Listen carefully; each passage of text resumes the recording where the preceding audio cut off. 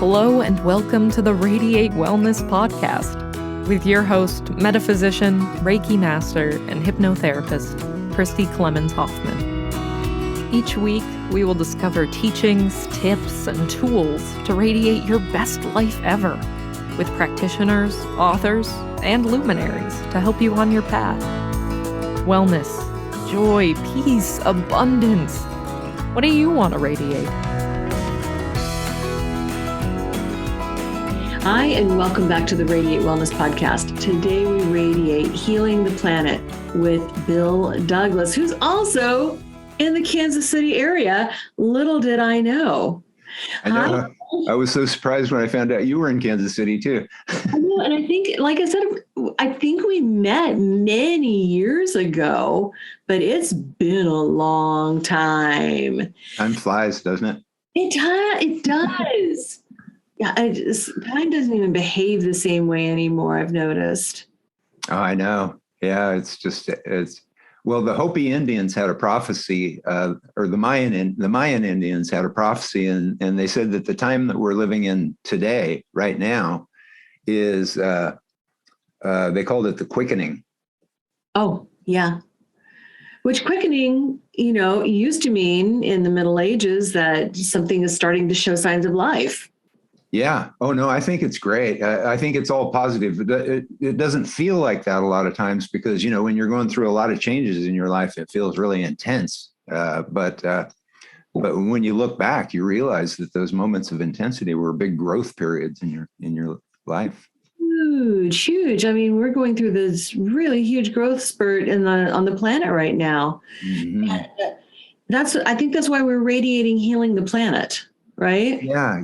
Well, I think one of the things that came out of the lockdowns and the pandemic was people remembered how much they liked other people. Because we really missed them. Yeah. I remember when things just first started lifting, it was like in my Tai Chi classes, or my meditation classes, people were just giddy. They were just giddy being around other people. It was really cool. Woo-hoo. That sounds awesome. So you've got some interesting projects going on to those ends, right? Yeah. So what are the projects you have going on? Well, what happened was I spent 40 years collecting the science on mind-body practices. And it just got more and more incredibly fascinating. And then I had a book called The Gospel of Science that came out a couple of years ago that had a lot of that science in it. And then I decided to do a second edition because the science on mind-body benefits is just coming out so fast. Oh, it really is. Yeah, in universities all over the planet. And so I decided to do a second edition. And then something kind of amazing happened. We had organized an event 22 years ago. We held an event at the Nelson Atkins Museum here in Kansas City, and we got about 200 people to come and all do Tai Chi together, and we invited all the media to come and cover it because we were frustrated because we had all this amazing science on what, mind-body practices could do for people's lives, and we were sending it to the media, and they weren't interested. And so I was in a meditation one day, and I had this idea that came up in my head, and it said, why don't you get as many people as you can? And I just instantly thought the Nelson Atkins Museum, because it's such a spectacular location. And I thought, okay, get as many people as you can out in front of the Nelson Atkins Museum to do Tai Chi, because Tai Chi is very visual. It's kind of like slow motion Kung Fu.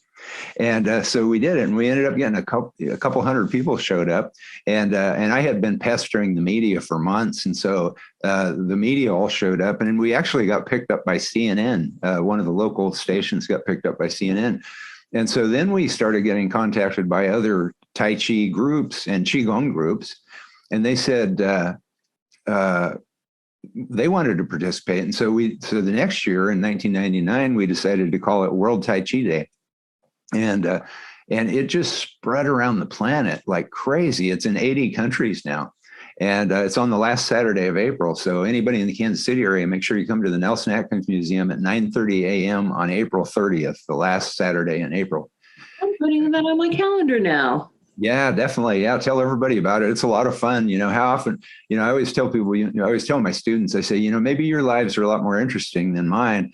But for me to be able to go to a world-class art museum and play Tai Chi with the entire planet is something that's kind of unusual for me. And so it's a lot of fun. And we teach people how to do just a couple of Tai Chi moves so that they can play at 10 a.m. That's the magic hour when it happens all over the planet, 10 a.m. local time. So it starts in New Zealand and Australia at 10 a.m. and then it spreads time zone by time zone all the way around to Hawaii. And so anyway, what happened was when I was doing that, in 2007, I had learned about something called the Global Consciousness Project at Princeton University. And their engineering labs, what they discovered was that that people's minds could affect the computers in their lab. And so they developed something called a random event generator. And what it is it's like an electronic coin flipper. It flips between ones and zeros 200 times per second. And what they did was they had people in the lab focused on ones or zeros, and they found that it went more towards the ones or the zeros when they thought of it. And they weren't wired up to the computer. It was just their consciousness waves that were affecting it. Oh. And so they were intrigued. And so they started taking these random event generators to like symphonies and operas and cathedral masses, where there was a mass of people that were all kind of in sync together. Okay. And they found that it sent their random event generators off track.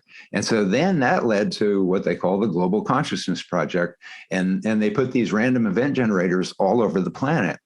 And the first event that they discovered that it had an effect on their computers around the planet was Princess Diana's funeral, because the whole planet, was virtually tuned in to her funeral. It was a very sad event. She was beloved.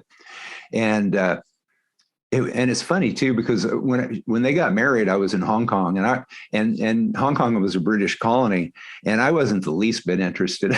And it was so frustrating because every channel had the royal wedding on it, so I couldn't escape it. But then I grew to love her because she was just a beautiful human being, an advocate for peace in the world, and so so it was really sad for everybody. And so anyway, it really affected their global consciousness computers, and that's when they realized there's something that they call a global consciousness. So in 2007, after I learned about their work, I contacted them and I said, we organized this event, where people all over the world do Tai Chi and Qigong and yoga and meditation all together for 24 hours. I said, could you look at your data and see if you see anything? And they didn't get back to me. And so I was really disappointed. I just thought, So I moved on. But then, in just before January 1st, 2022, because that's when my book was going to publish, I contacted them and I said, have you guys seen any kind of indications of mind-body practices affecting the global consciousness? Because there's an International Day of Yoga that came, a few years after World Tai Chi Day. World Tai Chi Day kind of sparked a whole bunch of these worldwide mind-body events. And anyway, they got back to me really quickly and they said, we've been studying about 100 of these kind of events, where people around the planet come together in like healing and compassion consciousness. That's what they called it. And anyway, World Tai Chi Day, the event that we created that started in Kansas City, it was right at the top of the list. And so that, added to the book, and then all that scientific research and everything led to what we established was a worldwide movement called the Global Transformation Project. And the Global Transformation Project, we have a United Nations resolution that we're going to submit to United Nations missions countries all over the world to introduce to the United Nations.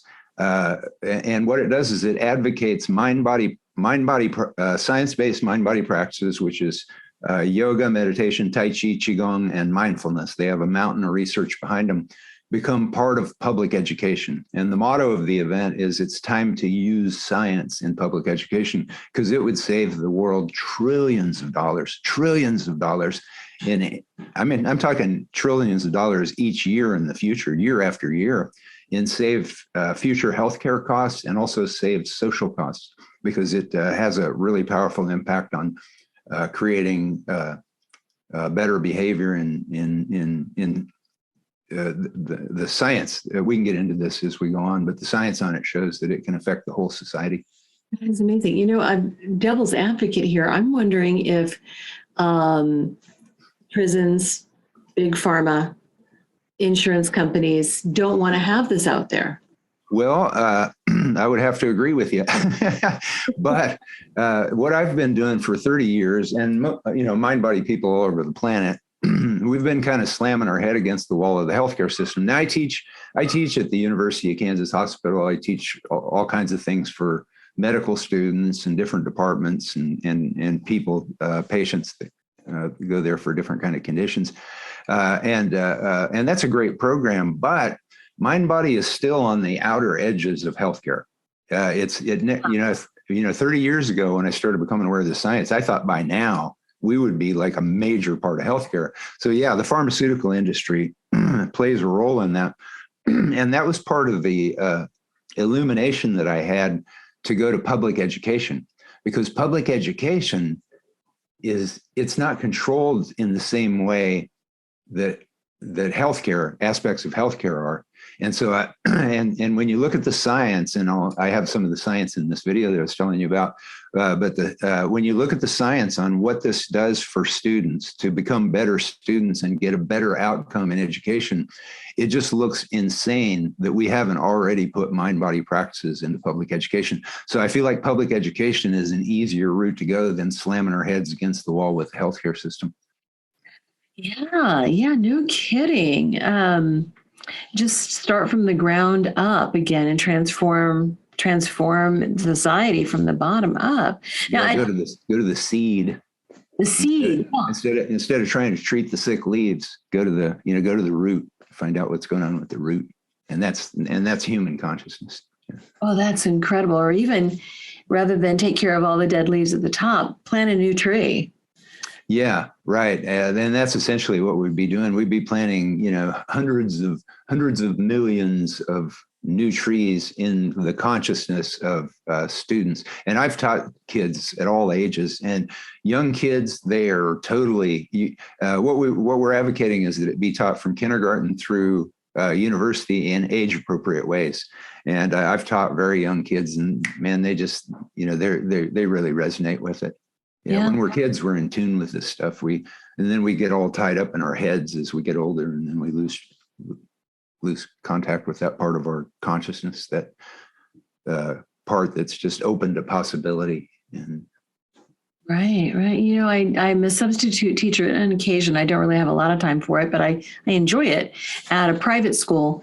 And at this private school, they've got mindfulness instructors. And I was just amazed. I think all schools need to have that. And then their mindfulness people would just go classroom to classroom, grade by grade, and do a program with the kids. That would be wonderful. So is that something that is it something like that you're advocating for? No, what we're advocating for, we're shooting for the moon, and then people can pare it down if they want to.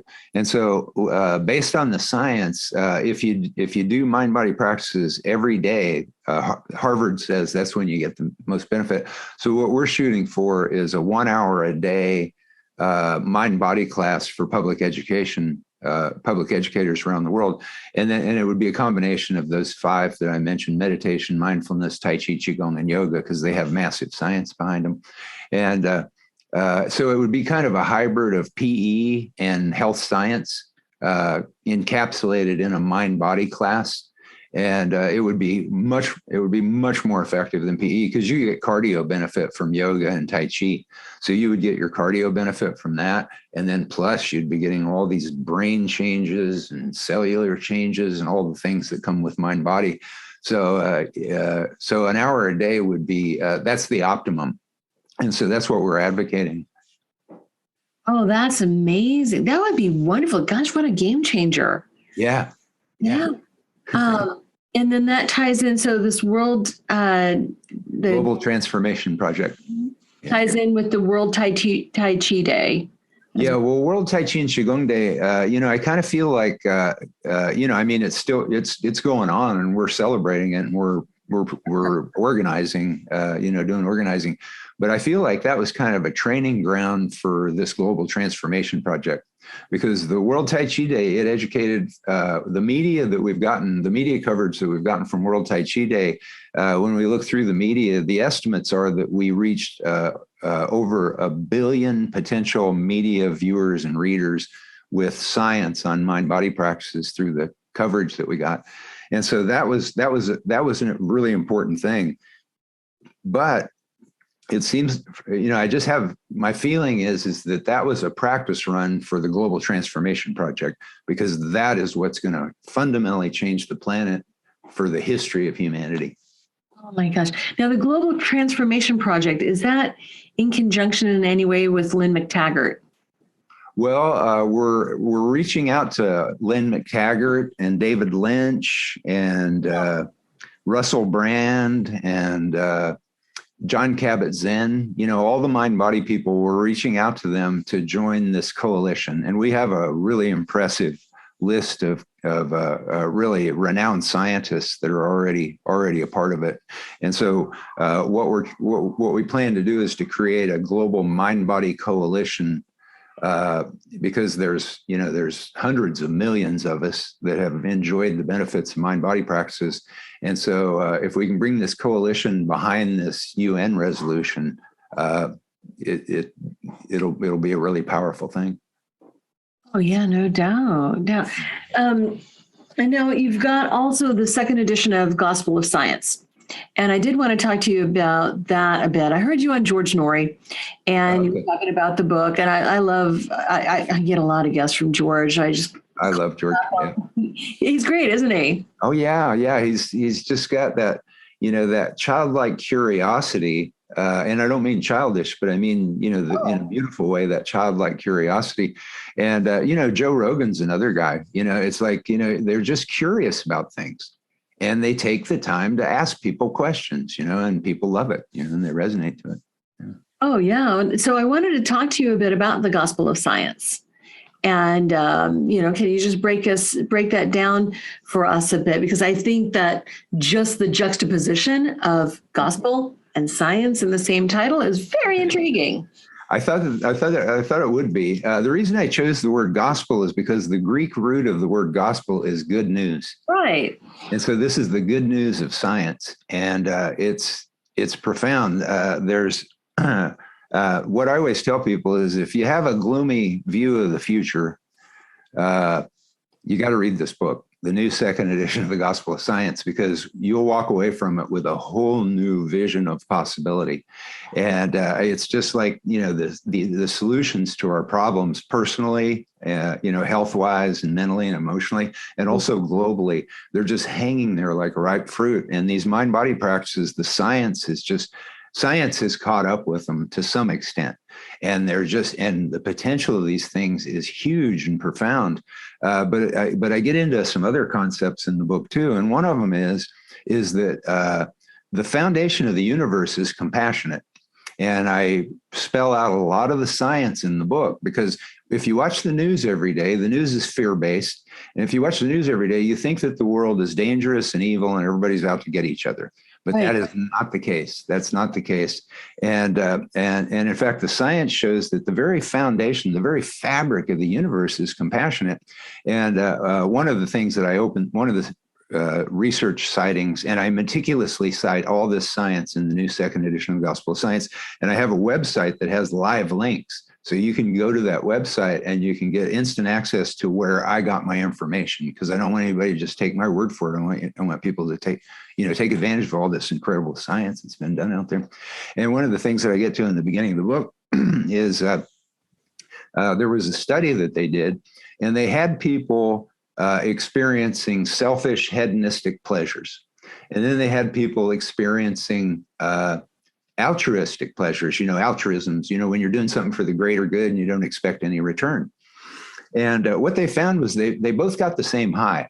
They both had the same kind of euphoric feeling, whether it was the selfish one or the altruistic one, but the DNA knew the difference. And what they found was that when we were involved in selfish pleasures, we had more inflammation. The health expression of the DNA degraded. But when we were involved in altruistic pleasures to help the greater good, the inflammation went down. Our DNA health expression became more, healthful. And then there's another study. I didn't actually mention this. Well, maybe I did. I can't remember. It's hundreds of pages. But there was a study at the Princeton University Pear Labs. Adam Curie talked about it in a documentary called Close Encounters of the Fifth Kind, which is a fascinating documentary if you haven't seen it yet. It's about mind body, but it's also other things too. You'll see when you see it. But anyway, Adam Curie was in that, and he was talking about an unpublished study that they did at the Pear Labs at Princeton.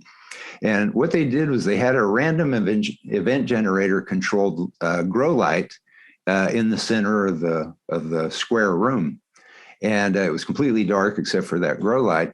And so because it was a random event generated light, it would, if you watch, if you looked at the data long enough, it would end up about 25% in each corner, because that's what keeps the lights on in Vegas. you know that the probabilities are, 25, 25, 25.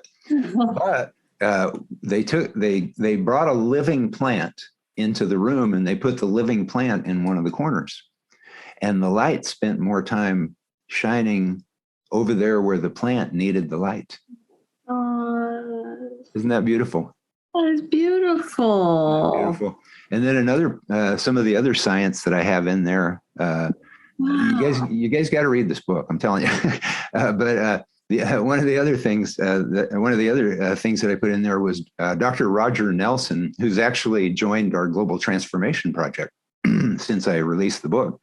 And anyway, he said one of the most exciting things that came out of their 20 plus years of research on the Global Consciousness Project was that what they found was that when people were involved in healing, compassion type events like World Tai Chi Day or International Peace Day or World Yoga Day or whatever, our consciousness affected the global consciousness more powerfully than people's consciousness affected the planet during times of tragedy and fear.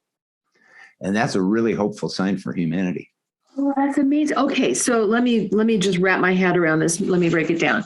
So, for example, Princess Diana's funeral, 9/11, some of these global events together does not raise the consciousness as much as coming together for something positive.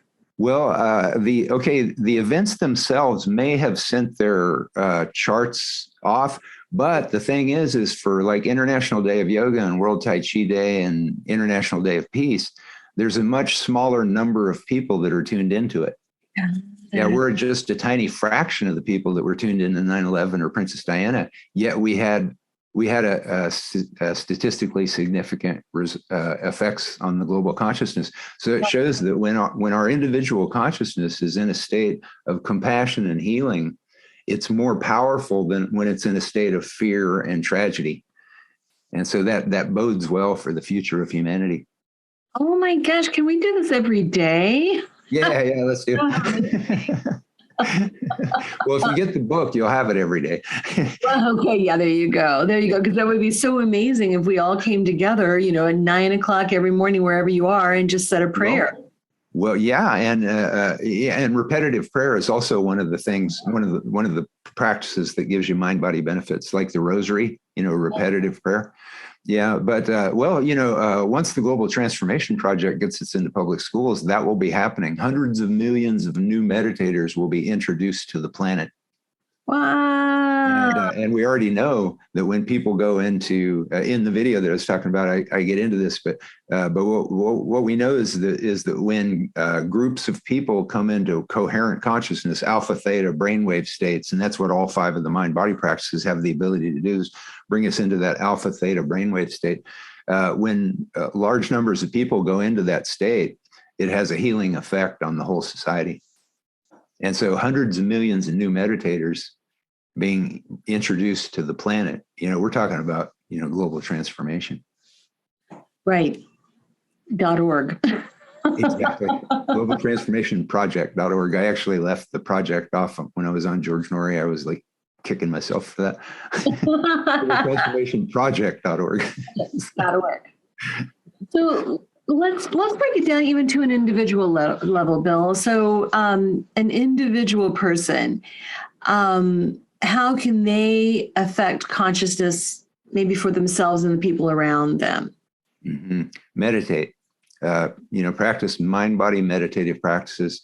And again, meditation, yoga, Tai Chi, Qigong, mindfulness, all these things have the ability to bring us into that state. And when we practice, if we do meditate every day, we start to find ourselves kind of doing meditations as we go through our day. We'll catch ourselves when we start to feel stressed and tight, and then we'll just,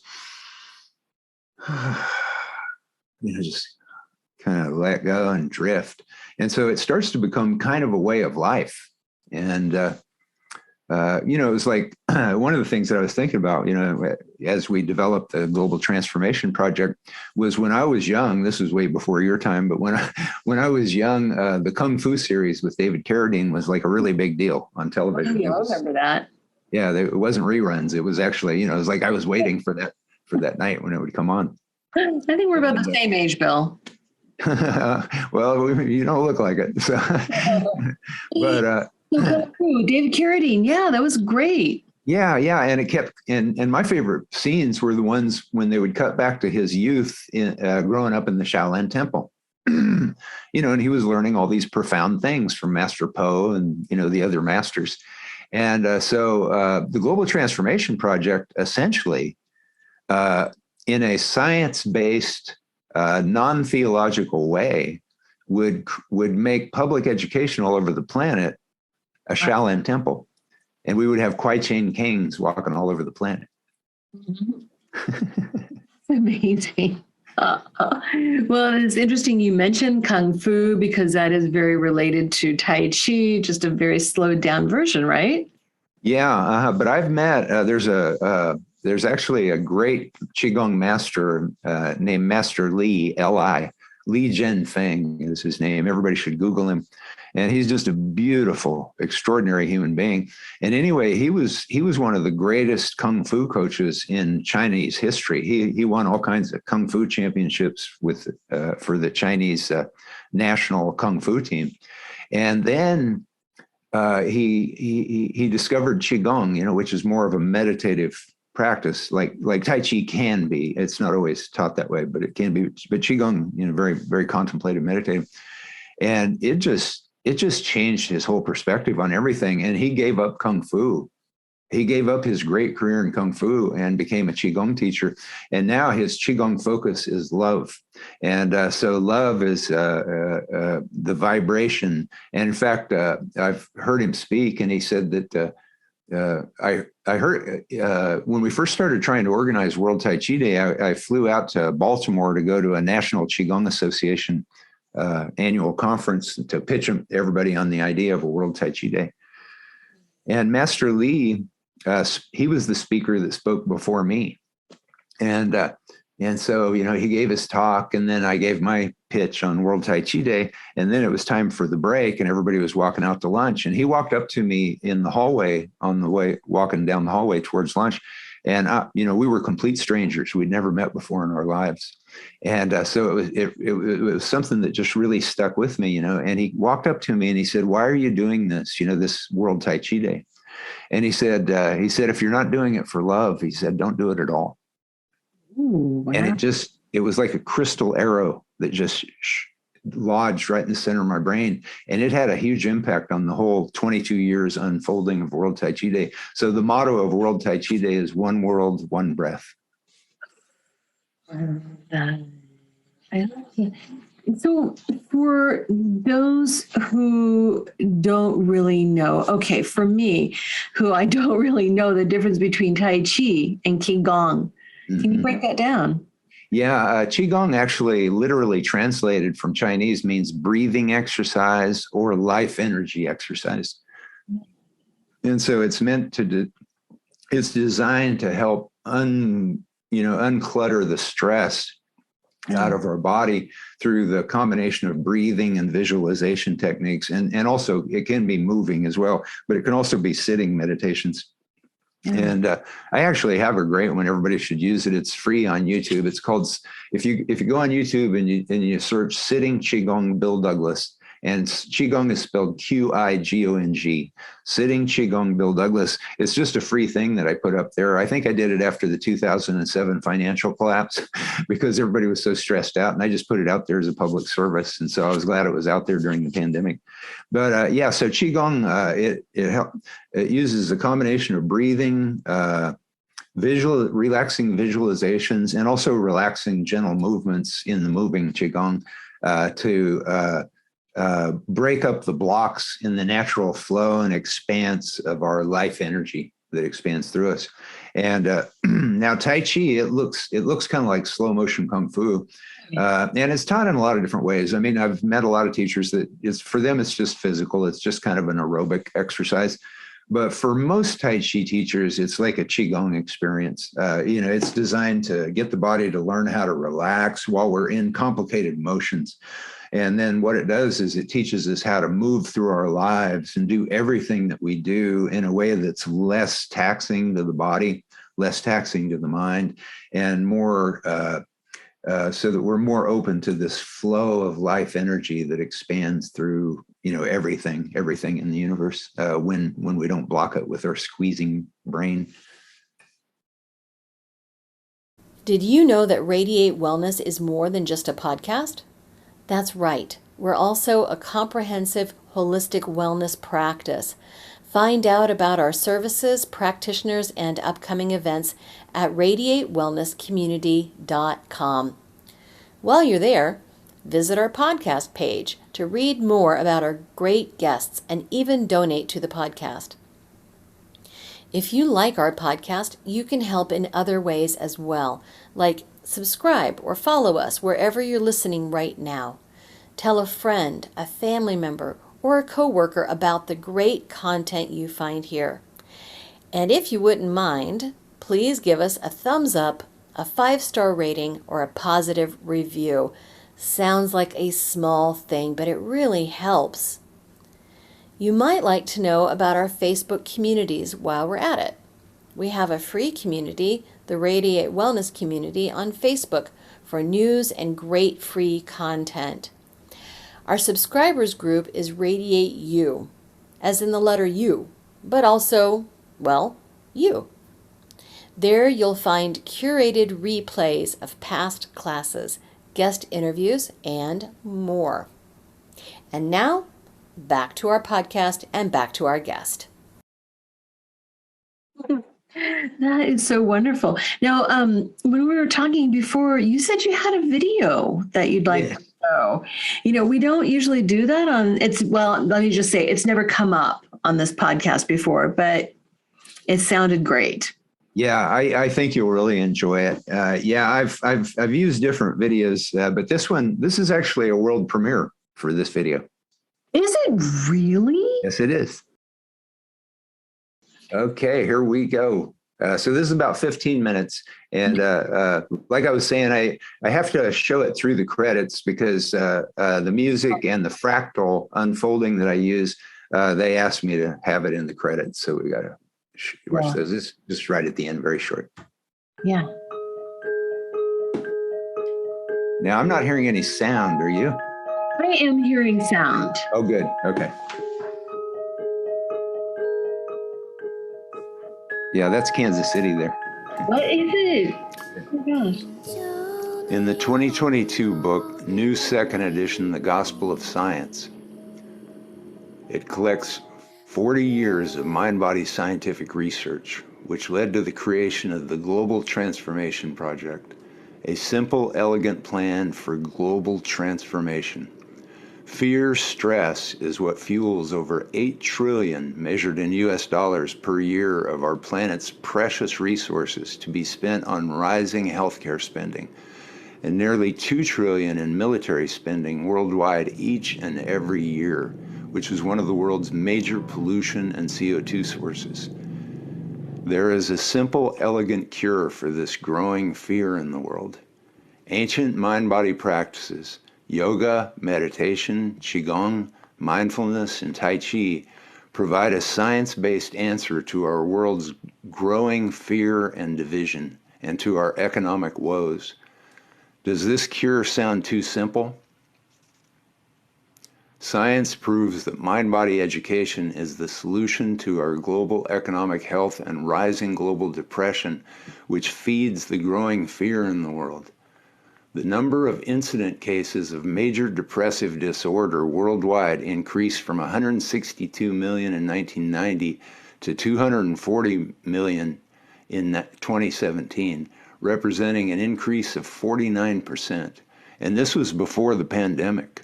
Lancet Journal reports anxiety and depression skyrocketed nearly 30% since then. Mind-body practices can provide the same antidepressant benefits as pharmaceuticals, yet without negative side effects. However, mind-body does provide side effects, profoundly beneficial side effects to people and global health, which could save the world trillions in annual health costs. Dr. Herbert Benson of Harvard points out that between 60% to 90% of all illnesses sending people to doctors is caused by stress and best treated by mind-body practices. This was also supported by a 20-year Kaiser Permanente study, which found that between 70 and 85% of the illnesses sending people to their doctors were caused by stress. By spreading mind-body education throughout the planet via public education, we could save trillions each year, year after year, in future health and social costs. This is the goal of the Global Transformation Project. We have created a United Nations resolution advocating science-based mind-body education for public education worldwide. There is a precedent for this. In 2014, the United Nations General Assembly passed a UN resolution proclaiming the International Day of Yoga, based on the same goals of advancing world health as our Global Transformation That's the World Tai Chi Project Day event resolution. in Egypt. It passed with a record number of co-sponsoring nations, UN missions. 177 nations co-sponsored it. The Global Transformation Project's founders have a record of massive global impact, founding World Tai Chi Day in 1999, which today is held in over 80 nations and has been officially proclaimed or supported by over 22 United States governors, the National Congress of Brazil, the Senates of Puerto Rico, California, New York, the President of Croatia, the National Ministry of Boehringer, consulates of China, Italy, India, and government bodies and institutions all over the world. An excerpt from the new second edition, The Gospel of Science. What could the world do with trillions of extra dollars? Possibilities are profound. Estimates are that world hunger could be ended with just $30 billion a year. 3.4 million, mostly children, die annually from water-related diseases, according to the World Bank estimates.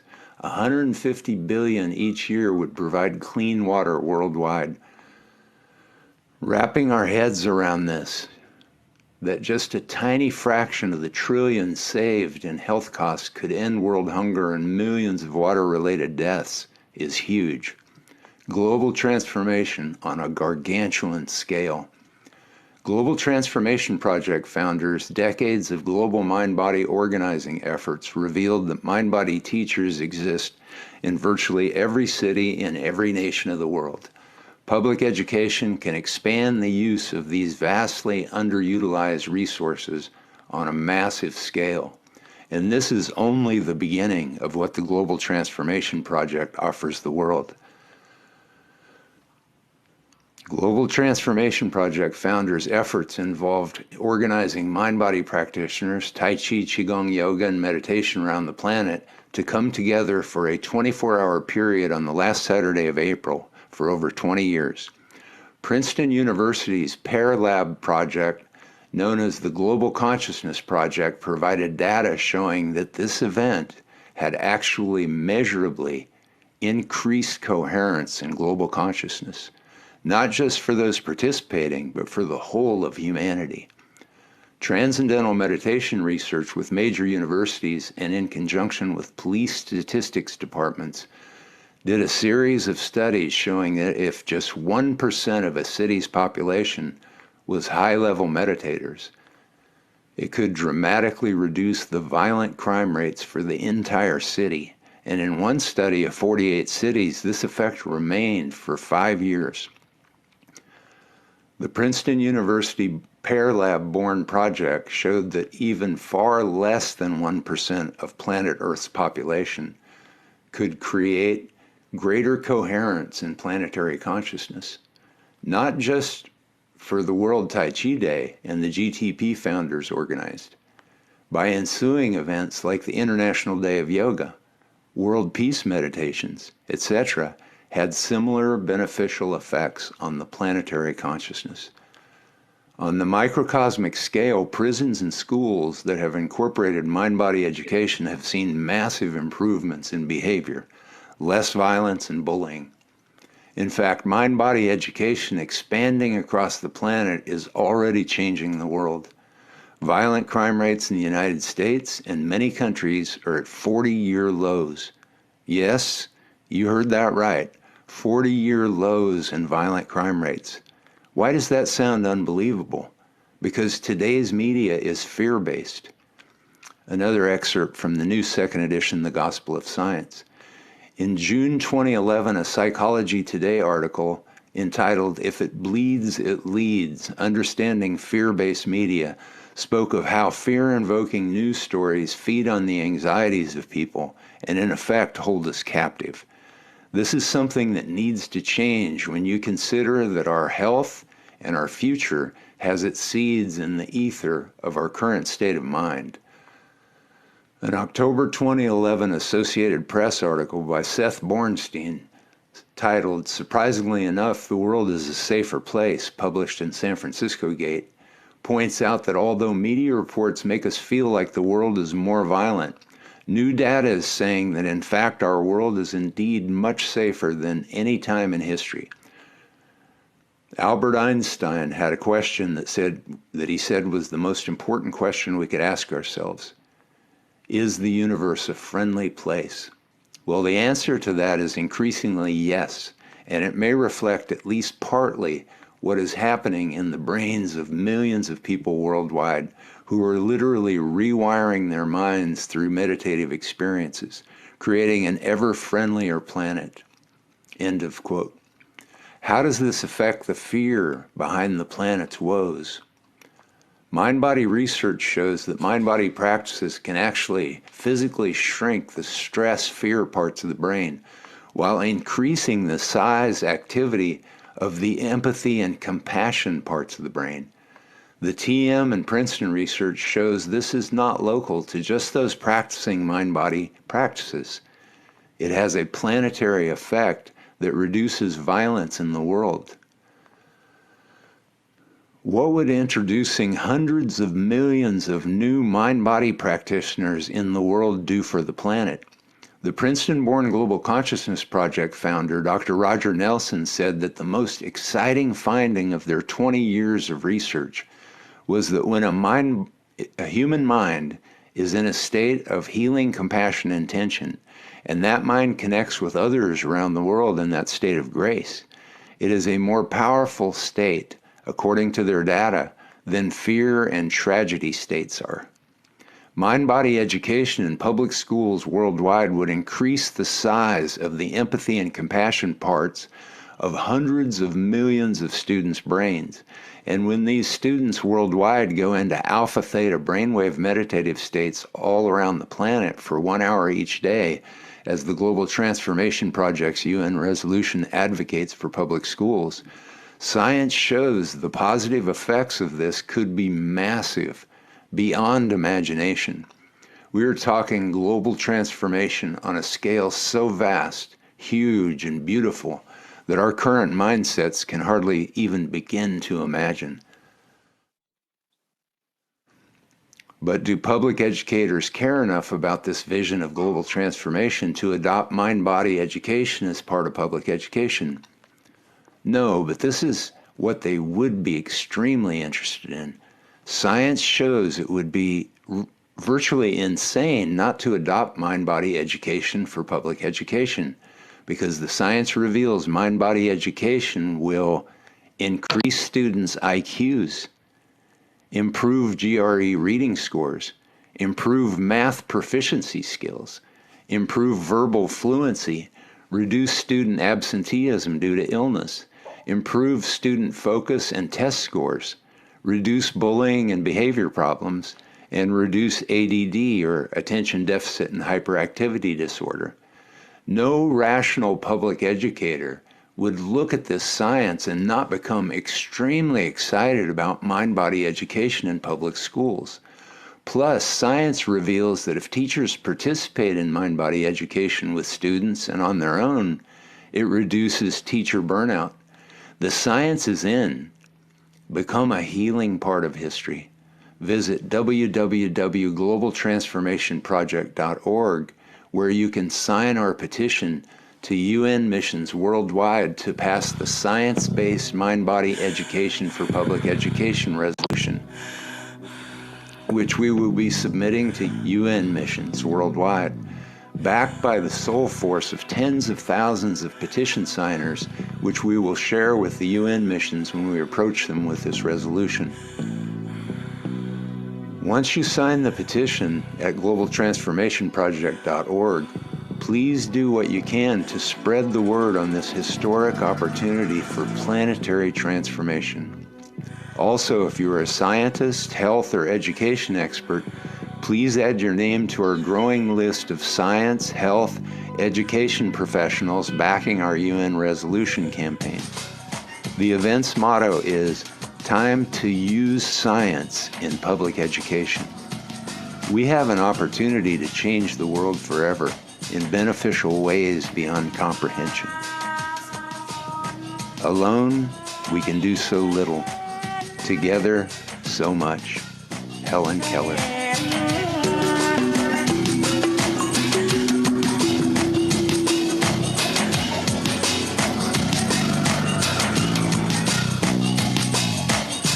Pulls apart in the color of time. You're the color of being born. Unless we breathe in each other, there is no garden.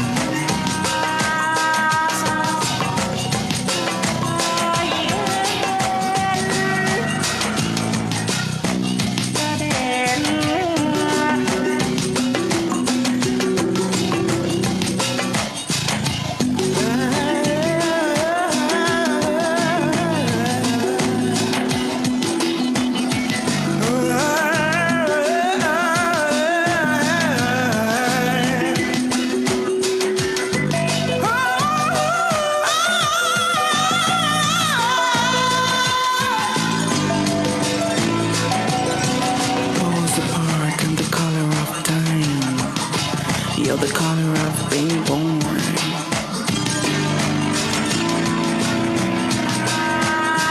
Pulls apart, I'm the color of time. You're the color of being born.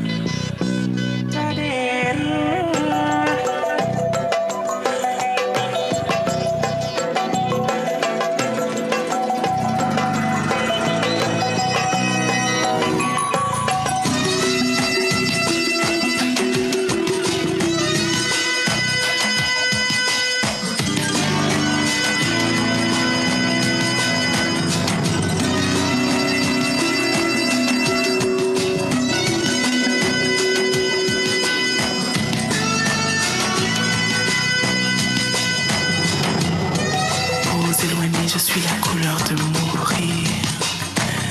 Tu es la couleur d'être né. Jusqu'à ce que nous respirions l'un dans l'autre. Il ne peut y avoir de jardin. C'est pourquoi les plantes grandissent et se moquent de nos yeux qui ne voient que de loin. So yeah, we've never had anything like that on the podcast, like showing a video like that, but very interesting. It goes into a lot of, different parts of this project. I love the French song at the end. Oh yeah, isn't that gorgeous? Yeah, that's Visions of Rumi. Great album. The whole album's incredible. Amazing. Yeah, it's all based on the Persian, the Iranian Sufi mystic Rumi. Yeah, Rumi. right. Yeah, amazing. So all of this global transformation project, grew out of your practice of Tai Chi. Yes, teaching for over 30 years now in schools, and teaching in school. Teaching everywhere. You see people whose lives get transformed by this. I've seen in my hospital classes, I've seen people get off. The very first class that I did, it was at Shawnee Mission Medical Center, and it wasn't for the staff or doctors. It was for the public, but there was a whole bunch of doctors that signed up for it. There was a surgeon, a pharmacologist, ER physician, just several health professionals, and it just blew their minds. They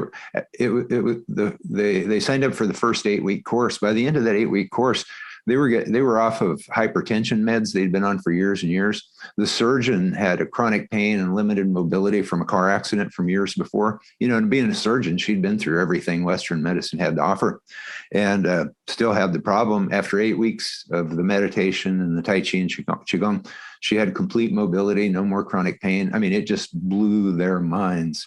And so then what they did was, this is before Google, at least for me. And so they went to their hospital database, and they started searching for medical research on meditation and Tai Chi.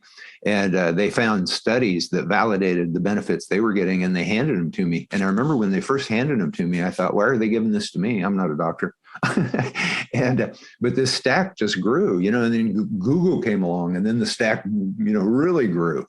And, and I just realized this stuff would change. This stuff is, it is changing the planet. The Global Consciousness Project at Princeton and the TM research that I alluded to in the video. They're showing that it's already transforming the planet, but the potential, the possibilities. Oh, yes, it's just like this slow, steady trickle, right? Mm-hmm. It could be so much more of a gush. Could be a tidal wave. Yeah. A good one, a good tidal wave. Yeah. Now, how did you find your way to Tai Chi in the first place? My father, I grew up in Western Kansas, and my whole family, they were all Okies, except for me. I was the only Jayhawker. And they had me after they moved here. But my dad was in World War II. He was in frontline combat for 3 years. He served under General Patton. And if you ever saw that first 7 minutes of Saving Private Ryan, he was in 4 beach invasions. 4. Wow. Yeah. And so I grew up in a post-traumatic stress household. And I've taught at the VA hospital, and I did teach my dad some of this stuff, but he already had heart disease. It was just right before he passed away. But I was trying to teach it to my mother. The way that I got involved in it, I kind of skipped ahead there, was because I had grown up in a post-traumatic stress disorder household. When I had my own kids, all that stuff started coming up, because, as a teenager in college and everything, I was just self-medicating, because everybody was in the 70s. and that was a lot of fun. But then when I had kids, then all of a sudden I couldn't party all the time. And so I ended up going to a therapist in California. We'd moved to California, and he recommended mind-body practices. He actually worked at the VA hospital with Vietnam veterans. And so he recommended, mind-body practices to me. And so then that's when I got involved in a meditation and Tai Chi class. And then I was just so amazed with it, that very quickly I started studying, I studied yoga a little bit, and, mindfulness, the big 5. And so, it really helped me with my life, just dealing with my own life. And then when I moved to Kansas City and started teaching, that class at the Shawnee Mission Medical Center showed me that it's a really powerful health medical tool. And because all those doctors were just shocked at the benefits they were getting. And so then that's where I really launched into Tai Chi and Qigong as part of healthcare. But during all those years, during those 3 decades of teaching, I was teaching in, basically anywhere I could get into, but I got into a lot of public schools with kids at different age groups, and kids just took to it. And then, as this stack of, scientific research got huge, for this new second edition of the Gospel of Science, it just, it was like an arrow through my head. It was just like an awakening. And I just realized it is crazy that we're not teaching this stuff in public schools. Who doesn't want kids to have better GRE reading scores and math proficiency skills and verbal fluency skills and higher IQs? The mind-body practices actually make our IQ higher, That's amazing. And I love that the science backs us up. Yeah. It's really cool. What about teaching parents to do this at home? Well, I think that, yes, of course, that needs to happen. But I'm keeping a laser focus on public schools because I think that's very doable because we got that International Day of Yoga passed by a record number of co-sponsoring nations. So it's like the window of opportunity is open to do this. And I think that parents will be influenced by the changes they see in their children. You know what I mean? Because their kids aren't going to be bouncing off the walls. And I've had many parents say this, it's like, yeah, my kid used to be bouncing off the walls. And now, she just like sits there and like, she'll read a book, it blows their minds. And so I think that's going to have a ripple effect on their parents. Yeah. Yeah, absolutely. This is absolutely fascinating. So the Gospel of Science, second edition, and what other books have you written? Well, if you do a search, if you're going to get the Gospel of Science, make sure when you search on Amazon or whatever, you put in new second edition Gospel of Science. Otherwise, you'll get the first one, which is great, but it doesn't have a lot of the science in it. Other books that I've written. I wrote The Complete Idiot's Guide to Tai Chi and Qigong. Nice. Yeah. So you've probably seen that in bookstores before. So that's published all over the world. And then that was really part of how we launched World Tai Chi Day because my publisher let me put a chapter in there called World Tai Chi Day.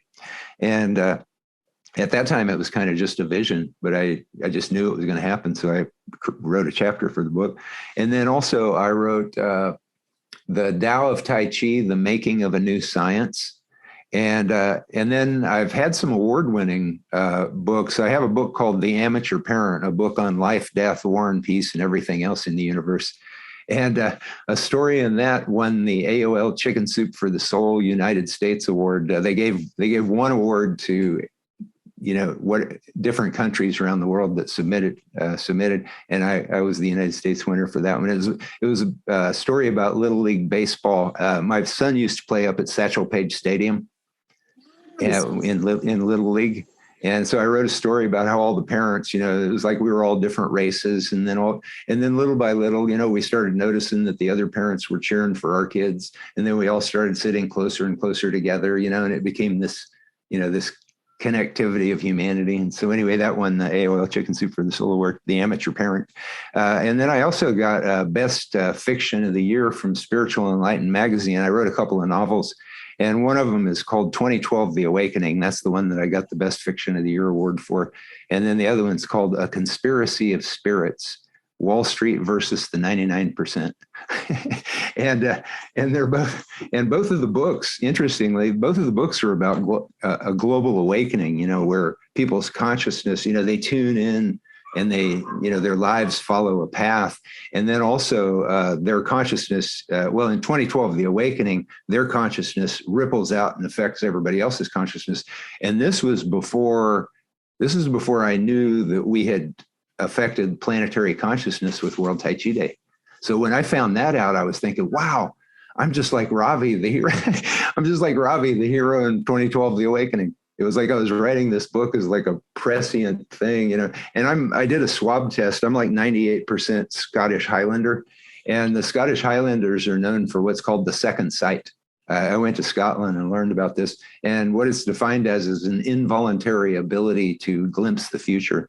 And then once I learned about that, I realized my family, I had seen that in my family, and myself, and it helped kind of make a lot of sense. It's good to kind of find out what your roots are. But I remember I was too young to know about this, but my sisters told the story when I was really little. My grandfather, he was always a real mellow guy. And he would sit out at a picnic table out in the backyard and have his breakfast and coffee and smoke his pipe and read the newspaper. And so, he was sitting out there and he was always real kind of quiet and, thoughtful and everything. And then one morning he got up, he stood up from the table and he threw his newspaper down on the table. And he goes, "God damn it." He goes, "I don't know why in the hell Kennedy's going to Dallas. They're just going to kill him down there." Oh my God. Isn't that wild? That's crazy. Yeah. Well, Bill, this has been absolutely fantastic and just fascinating, right? All of this research and everything. Now, where can people find out about all of the books you've written? I mean, is there a one-stop shop where we can find out everything Bill Douglas? Well, smarttaichi.com is a place where I have my Tai Chi stuff, and I list some of my books there. I don't have the new second edition of the Gospel of Science. You need to go to Amazon or bein.com or whatever for that. But smarttaichi.com gives you access to a lot of the stuff that I've done. And all my books are on Amazon. Right. Great. Oh, that's fantastic. So, I will include that link in the show notes, and also the Global Transformation Day or project.org. I'll include that in the show notes as well. Thank you. Yeah. Awesome. This has been so fun talking to somebody from my backyard. Thank you, Bill. Yeah, thank you. This is great. It was really nice meeting you. For the second time, I guess. It's been a long time. Yeah, no, I'm 35 years ago, I guess doesn't count really. Totally new people by now. All right. Take care and we'll talk. I'd love to have you back and we'll talk again later.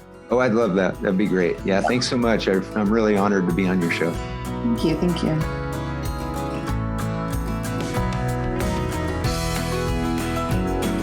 Radiate Wellness is an international community of holistic and alternative healers dedicated to helping you create spiritual, energetic, and physical well-being.